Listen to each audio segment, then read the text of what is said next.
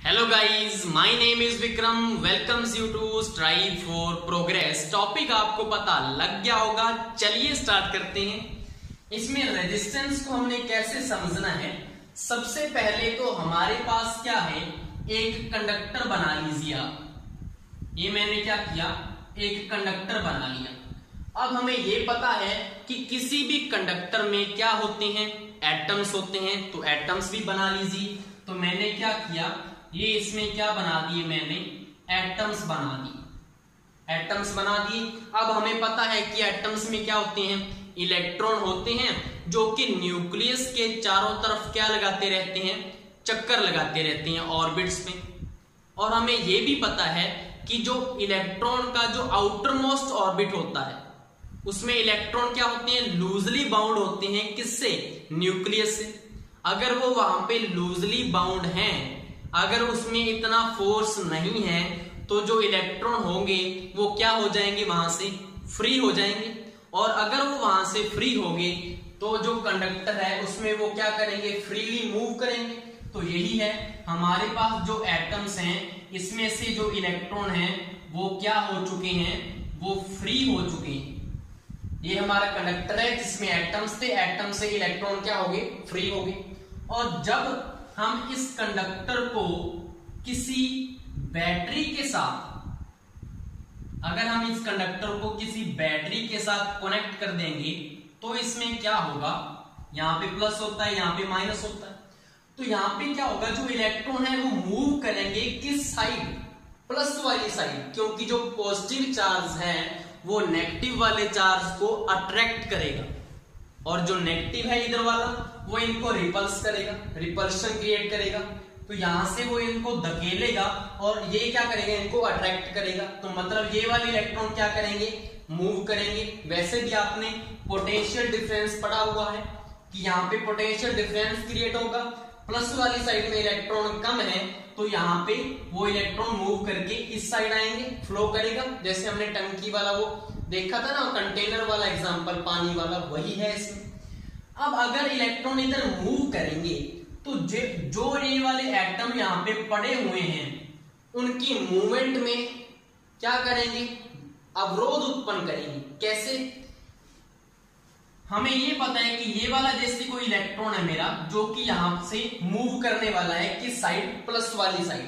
तो अगर ये वाला मेरा इलेक्ट्रॉन है तो इस कंडक्टर में ऐसे तो है नहीं कि ये वाले दो एटम ही होंगे, इसमें तो बहुत सारे एटम होंगे, मॉलिक्यूल्स होंगे, आयंस होंगे, बहुत सारा कुछ होता है ना कंडक्टर में। तो यहाँ पे अगर ये इलेक्ट्रॉन है तो सबसे पहले इसका जो रास्ता था, इसके रास्ते में यहाँ पे देखो कौन आ रहा है, दूसरा एटम आ रहा है या नहीं आ रहा, दूसरा एटम आ रहा है। ऐसे ही कोई तीसरा एटम भी आएगा, कोई मॉलिक्यूल्स होगा पूरा का पूरा, वो इसके रास्ते में आएगा, कोई आयन होगा वो इसके रास्ते में आएगा। तो आयंस, एटम्स और मॉलिक्यूल्स क्या करेंगे, जो ये मूव कर रहे हैं उनको मूव नहीं करने देंगे, उनमें क्या करेंगे, एक बाधा उत्पन्न करेंगे, एक रुकावट पैदा करेंगे, जिसको क्या बोला जाता है, उसी चीज को क्या बोला जाता है, रेजिस्टेंस। यहीं से वर्ड हमारा क्या आया है, रेजिस्टेंस। तो इसकी डेफिनेशन क्या बनती है, the restriction to the movement of charges in a conductor is called resistance। मतलब जो रेस्ट्रिक्शन है, जो कि ऑब्स्ट्रक्शन है, जो बाधा है, जिसको हिंड्रेंस भी बोलते हैं, जो पैदा होती है इलेक्ट्रॉन की मूवमेंट या चार्ज की मूवमेंट में किसी कंडक्टर में, उसी को क्या बोला जाता है, रेजिस्टेंस बोला जाता है। तो ये आपको क्लियर हो गया कि रेजिस्टेंस का फंडा है क्या। अब हमें यहां से ये पता लग गया कि रेजिस्टेंस एक प्रकार की रुकावट है इलेक्ट्रॉन की मूवमेंट में। अब हमें ये भी पता है कि इलेक्ट्रिक करंट क्या होता है, हमने पहले पढ़ा था कि जब तक इलेक्ट्रॉन यहां से मूव नहीं करेंगे तब तक यहां से करंट जो है वो फ्लो नहीं करेगा, हमें ये पता है। तो रेजिस्टेंस अगर उनको रोक रहा है तो मतलब जो है कि इलेक्ट्रिक करंट जो है वहां से क्या करेगा, कम फ्लो करेगा। मतलब जो हमारी कंडक्टिविटी है, किसी भी कंडक्टर की जो कंडक्टिविटी है वो कम होगी या ज्यादा होगी, अगर उसका रेजिस्टेंस ज्यादा है किसी कंडक्टर का तो उसकी कंडक्टिविटी क्या होगी, कंडक्टिविटी उसकी कम होगी अगर उसका रेजिस्टेंस ज्यादा है, और अगर उसका रेजिस्टेंस कम है तो कंडक्टिविटी क्या होगी, हाई होगी। ये आपको कंसेप्ट क्लियर हो गया। दो हमारे कंसेप्ट हो चुके हैं, रेजिस्टेंस क्या होता है और हमें यह पता लग गया कि कंडक्टिविटी से इसको कैसे रिलेट करना है। उसके बाद आता है हमारा कि रेजिस्टेंस डिपेंड किस किस के ऊपर करता है, तो उसको हमें समझने के लिए यहां पे इसको देखो। सबसे पहले तो वो डिपेंड करता है लेंथ के ऊपर। अब लेंथ के ऊपर कैसे डिपेंड करता है, मुझे आपने सिर्फ इतना बताना है। अगर लाइव क्लास होती तो बता देते, अब तो क्या बताओगी, चलो आपसे पूछ के मैं बता दूंगा, और तो क्या करूंगा।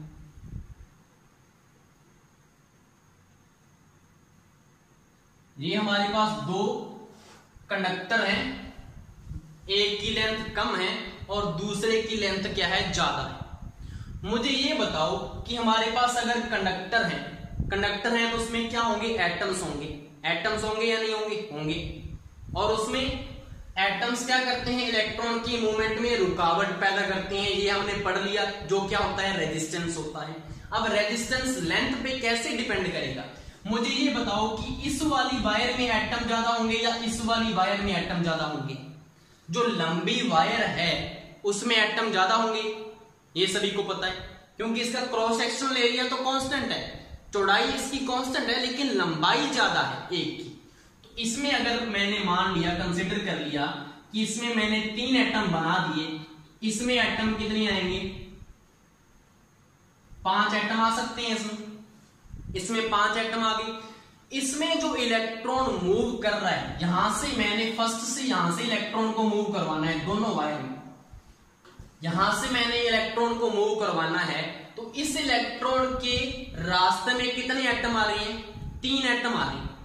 और इस इलेक्ट्रॉन के रास्ते में कितने एटम आ रहे हैं, 5 एटम आ रहे हैं। तो उसको तो इस 5 से गुजरना पड़ेगा, फिर जाके करंट फ्लो होगा। इसको गुजरना है सिर्फ 3 में। तो रेजिस्टेंस किसका ज्यादा है, किसमें ज्यादा रुकावट पैदा हो रही है, किसमें अवरोध ज्यादा हो रहा है, किसमें हिंड्रेंस ज्यादा है, किसमें ऑब्स्ट्रक्शन ज्यादा है। सारा का मतलब एक ही है, सभी का मतलब एक ही है, क्या है, बाधा उत्पन्न करना। तो रेजिस्टेंस किसका ज्यादा होगा, रेजिस्टेंस होगा लंबी वाली जो वायर है उसका रेजिस्टेंस ज्यादा होगा, क्योंकि उसको ज्यादा पाथ क्या करना पड़ रहा है, क्रॉस करना पड़ रहा है, क्योंकि वहां पे ज्यादा क्या है, एटम्स हैं। एटम्स ज्यादा है तो रेस्ट्रिक्शन ज्यादा होगी, तो रेजिस्टेंस इसका ज्यादा होगा और इसका क्या होगा, कम होगा। तो इसका मतलब यहां से क्या निकल रहा है कि जो रेजिस्टेंस है वो डायरेक्टली प्रोपोर्शनल किसकी हो गया, लेंथ की। मतलब जितनी ज्यादा लेंथ होगी वायर की उतना रेजिस्टेंस क्या होगा, ज्यादा होगा। क्लियर हो चुका है।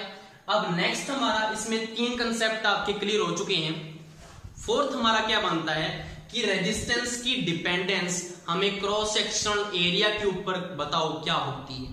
क्रॉस सेक्शनल एरिया कुछ नहीं होता, उसकी जो मोटाई होती है वायर की वही होती है, उसको क्या बोलते हैं, क्रॉस सेक्शनल एरिया बोलते हैं। अब इसको समझने के लिए मैंने क्या किया, वही दो हमने क्या लेनी है, वायर लेनी है, सेम लेंथ की वायर लेनी है, तो रखनी है सेम, लेकिन जो क्रॉस सेक्शनल एरिया है वो हमने कर देना है एक का बड़ा और एक का छोटा, ताकि हमें ये पता लग सके कि इस पे वो डिपेंड कैसे करता है, रेजिस्टेंस। अब इसको आपने किसके साथ रिलेट करना है, आपने इसको करना है रोड के साथ रिलेट। एक तो आपके जैसे गांव में देखा होगा, एक तो सिंगल सड़क जाती है, सिंगल रोड जाती है आपके गांव में, और एक आपने देखा होगा हाईवे पे जो पूरी चौड़ी चौड़ी सड़कें होती हैं, पूरी खुली रोड होती है आपकी, आने के लिए अलग होती है, जाने के लिए अलग होती है। अब तो 4 लेन भी बनने लगी, वो भी आपको पता होगा। तो हमें पता है कि हमें टाइम किस में ज्यादा लगता है, सिंगल वाली रोड में ज्यादा टाइम लगेगा या जो पूरा हाईवे है जिसमें आने के लिए अलग है, जाने के लिए अलग है, उसमें टाइम कम लगेगा। हमें पता है कि हाईवे में हमारा जो टाइम है वो कम लगता है। क्यों?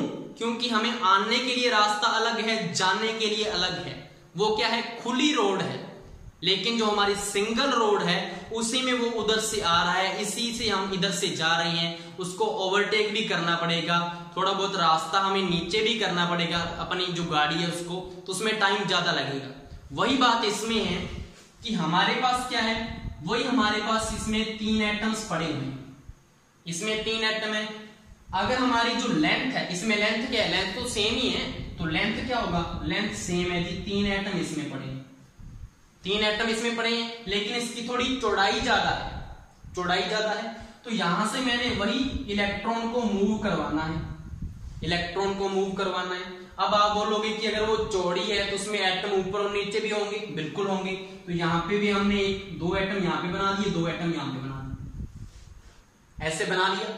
अब मुझे बताओ कि इस इलेक्ट्रॉन को अगर इसमें जाना है, इसमें जल्दी पहुंच जाएगा या इसमें जल्दी पहुंचेगा, एक इस इलेक्ट्रॉन को इधर जाना है, तो रास्ता कौन सा खुला है, खुला रास्ता कौन सा, ये वाला खुला है, आसानी से यहां से निकल जाएगा, नहीं तो ऐसे ऐसे करके निकल जाएगा, कैसे भी निकल सकता है क्योंकि खुला रास्ता है ये तो, लेकिन इसको तो यहां से ऐसे ही जाना पड़ेगा ना, क्योंकि वो पतली है, सिंगल रोड है एक प्रकार की, तो किसमें जल्दी जाएगा, वो चार्ज, इसमें क्या है वो जल्दी पहुंच जाएगा, लेकिन इसमें वो जल्दी नहीं पहुंचेगा। जिसमें जल्दी नहीं पहुंच रहा मतलब उसमें क्या है, रुकावट ज्यादा पैदा हो रही है, इसमें रुकावट क्या है, कम है, तो ऑब्स्ट्रक्शन किसकी ज्यादा है, इस वाले की क्या है, ऑब्स्ट्रक्शन ज्यादा है, लेकिन इसकी ऑब्स्ट्रक्शन क्या होगी, कम होगी। तो ऑब्स्ट्रक्शन ही तो क्या होता है, रेजिस्टेंस होता है, मतलब इसका क्या है, रेजिस्टेंस,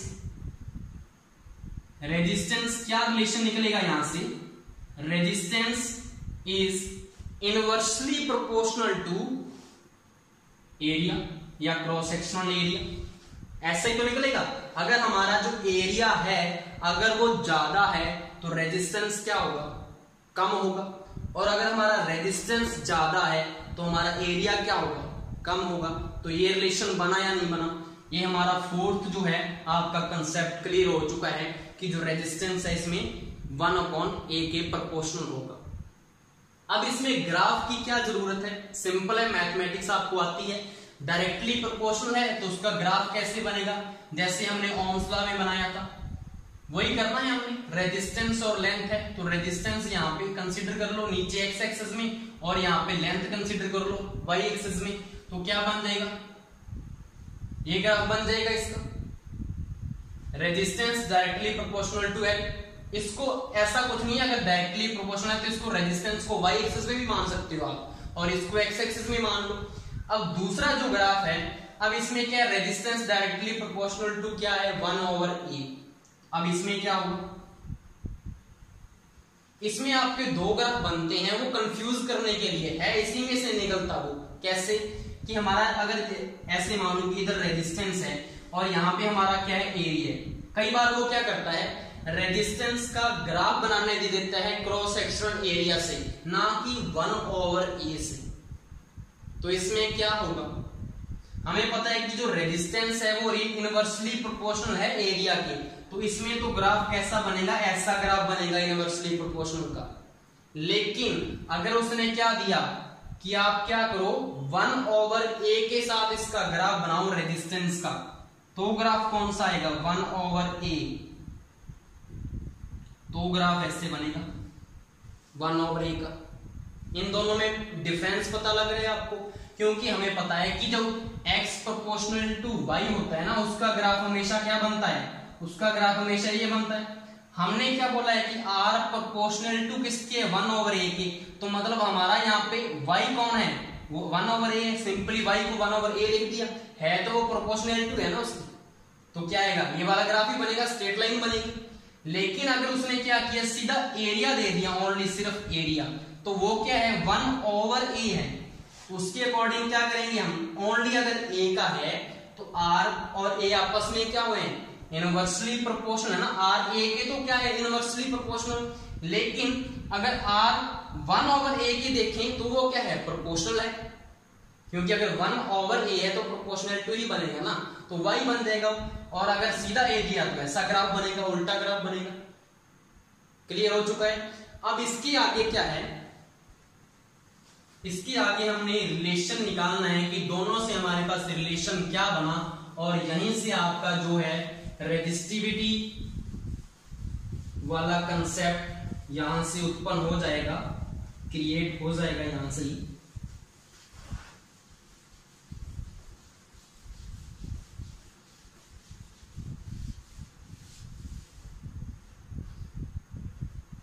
फर्स्ट हमारी जो इक्वेशन थी वो क्या थी कि रेजिस्टेंस डायरेक्टली प्रोपोर्शनल टू क्या है, लेंथ है, और दूसरा हमारा क्या है हमारे पास कि रेजिस्टेंस डायरेक्टली प्रोपोर्शनल टू क्या है, 1/a। तो इन दोनों को अगर हम कंबाइन लिखें तो क्या लिख सकते हैं, ऊपर तो क्या आ जाएगा, ऊपर तो l ही आएगा, मतलब 1 की जगह क्या आ जाएगा, l आ जाएगा। इनटू में लिख दो, अगर इनटू में l लिखोगे तो मतलब तो वही है ना, l इंटू 1 क्या होता है, l ही होता है। और नीचे क्या हमारा a है, तो हमारा ये क्या बन गया, एक रिलेशन बन गया रेजिस्टेंस का। अब अगर हमें पता है कि अगर हम प्रोपोर्शनैलिटी कांस्टेंट, प्रोपोर्शनैलिटी को हटाते हैं तो क्या आता है, इक्वल टू के साथ एक कांस्टेंट आता है k, और हमारा जो कांस्टेंट है k, इसी को क्या बोला जाता है, इसी को बोला जाता है रेजिस्टिविटी। अब आप बोलोगे कि रेजिस्टिविटी है क्या, रेजिस्टिविटी कुछ नहीं है, ये एक प्रकार का रेजिस्टेंस ही है, और इसमें एक कंडीशन है। बस कंडीशन कैसी है कि अगर हमारे पास कोई ऐसी वायर है जिसकी यूनिट लेंथ है और यूनिट क्रॉस सेक्शनल एरिया है, मतलब 1 मीटर लेंथ है और 1 मीटर स्क्वायर उसका क्या है, एरिया है, तो उसका जो रेजिस्टेंस होगा वही उसका क्या होगा, वही उसकी रेजिस्टिविटी होगी। अब आप बोलोगे ये कैसे आया, ये यहां से आया कि अगर मैं इस फॉर्मूले में क्या करूं, R is equal to K into L की वैल्यू 1 मीटर पुट कर दूं और एरिया की वैल्यू 1 मीटर स्क्वायर पुट कर दूं, तो 1/1 क्या हो गया, 1 ही हो गया, तो बचा क्या, R इक्वल टू K। तो मतलब जो एक्चुअल में जो रेजिस्टिविटी है वो है क्या, रेजिस्टेंस ही तो है, लेकिन कंडीशन क्या है, कंडीशन हमने खुद बता दी 1 मीटर और 1 मीटर स्क्वायर वाली, तो स्पेसिफिक रेजिस्टेंस। तो इसका मतलब क्या है, रेजिस्टिविटी को हम क्या बोल सकते हैं, स्पेसिफिक रेजिस्टेंस। इसीलिए इसको बोला गया है कि ये है तो रेजिस्टेंस ही, लेकिन इसमें एक कंडीशन दी है, और इसमें एक और क्या है, इसी को बोला जाता है और रेजिस्टिविटी कभी भी डिपेंड नहीं करती लेंथ और एरिया पे, ये डिपेंड करती है मटेरियल के ऊपर, कंडक्टर में जो मटेरियल है वो कौन सा है उसके ऊपर ये डिपेंड करती है। अब नेक्स्ट हमारा क्या है, इसमें इसका हमें यूनिट पता होना चाहिए, क्योंकि रेजिस्टेंस का यूनिट तो मैंने कल बता दिया था आपको, ओम होता है। ओम इसका क्या होता है, यूनिट होता है किसका, रेजिस्टेंस का। अगर हमें ओम इसका पता है तो हम K का निकाल सकते हैं, रेजिस्टिविटी का यूनिट निकाल सकते हैं। कैसे, हमारे पास जो फॉर्मूला है वो हमारे पास क्या है, R is equal to K L/A। यहां से अगर मैं इसकी K की वैल्यू निकालूं तो क्या आएगा, K इक्वल टू A ऊपर चला जाएगा, मतलब R इंटू A और L नीचे आ जाएगा, यही तो बनेगा रिलेशन। K की अगर वैल्यू निकालेंगे तो R इंटू A चला जाएगा और L इसके नीचे आ जाएगा। तो यहां से इन सभी के यूनिट पुट कर दो तो आपको K का यूनिट मिल जाएगा। कैसे, रेजिस्टेंस का यूनिट आपको पता है क्या होता है, ओम होता है, जिसका मैंने सिंबल लिख दिया ओनली। और एरिया का यूनिट क्या होता है आपको पता है, मीटर स्क्वायर। और जो लेंथ होती है उसका यूनिट क्या होगा, मीटर में होगी लेंथ। इसकी पावर 1 है, इसकी पावर 2 है, तो इसकी एक पावर से ये 1 कट गई, तो ऊपर कितनी बची, सिर्फ 1 पावर। तो K का यूनिट क्या आएगा, ओम, मीटर नहीं आएगा, यही तो इसका यूनिट आएगा, ओम मीटर। ये इसका क्या आ गया, यूनिट आ गया। किसी का भी यूनिट निकालना है उसके फॉर्मूला लिखो, फॉर्मूला में जिसकी यूनिट पता है वो पुट करो, उसको सॉल्व करो, आपका यूनिट आ जाता है। इसमें कोई लंबी चौड़ी बात नहीं होती। अब आपके पास यूनिट भी आ चुका है, रेजिस्टिविटी आपको पता लगी क्या होता है, लेंथ के ऊपर डिपेंडेंस होगी, एरिया के ऊपर डिपेंडेंस इसकी हो चुकी है। अब नेक्स्ट हमारा क्या है, रेजिस्टेंस की टेम्परेचर के ऊपर क्या डिपेंडेंस है वो हमें पता होना चाहिए। अब इसमें रेजिस्टेंस की टेम्परेचर के ऊपर क्या डिपेंडेंस है, अगर हमारे पास कोई मेटल है, मेटल जैसे सिल्वर है, गोल्ड है, कोई आयरन है, कॉपर है, ये सारे क्या है, एक मेटल है। अगर हम मेटल का जो टेम्परेचर है, मेटल जो कंडक्टिंग वायर है, अगर उसका हम टेम्परेचर बढ़ाएंगे तो उसका जो रेजिस्टेंस है वो भी क्या करेगा, इंक्रीज करेगा। और अगर इसका उल्टा कर दें, अगर मेटल का जो हम क्या करें टेम्परेचर डिक्रीज कर दें तो रेजिस्टेंस भी क्या कर देगा, डिक्रीज कर देगा। ये तो है मेटल का कंसेप्ट। अब दूसरा क्या है, कई बार हमारे पास क्या होता है, एक सेमीकंडक्टर होता है। सेमीकंडक्टर किसको बोलते हैं, जो कि पूरा कंडक्टर नहीं होता, जो आधा ही कंडक्टर होता है। सेमी का मतलब ही क्या है, आधा, मतलब आधी वो कंडक्टिंग चीज करता है, पूरा वो अच्छे से कंडक्टर नहीं है। और जिसका एग्जांपल क्या है, सिलिकॉन और जर्मेनियम, ये दो क्या है हमारे सेमीकंडक्टर। इसमें क्या होता है, इसमें उल्टा होता है। उल्टा कैसे कि अगर इसमें हम टेम्परेचर को इंक्रीज करेंगे तो रेजिस्टेंस क्या करेगा, डिक्रीज करेगा, और अगर टेम्परेचर को डिक्रीज कर दिया तो रेजिस्टेंस इंक्रीज करेगा। ये है दूसरा इसका टाइप, जो कि सेमीकंडक्टर में होता है। मेटल का अलग है, सेमीकंडक्टर का अलग है। तीसरा इसमें एक और होता है, देखो एक तो हो गया सेमीकंडक्टर, मतलब जो कि आधा ही कंडक्ट करता है। उसके बाद कंडक्टर आ गया जो कि अच्छे से करता है। उसके बाद एक और ऊपर होता है उसका सुपर कंडक्टर।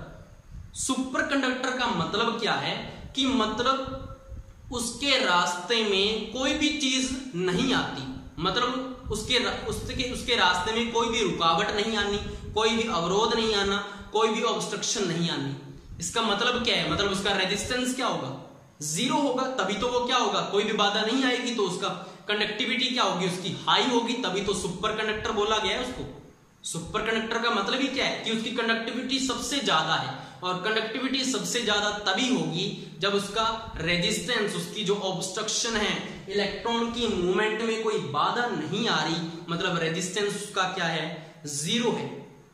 तो ऐसा इसका एग्जांपल एक है हमारे पास, वो कौन सा है कि अगर हम किसी मरकरी एक प्रकार का क्या है, मेटल है, मरकरी एक मेटल है, लेकिन वो सुपर कंडक्टर कैसे बनाया जा सकता है।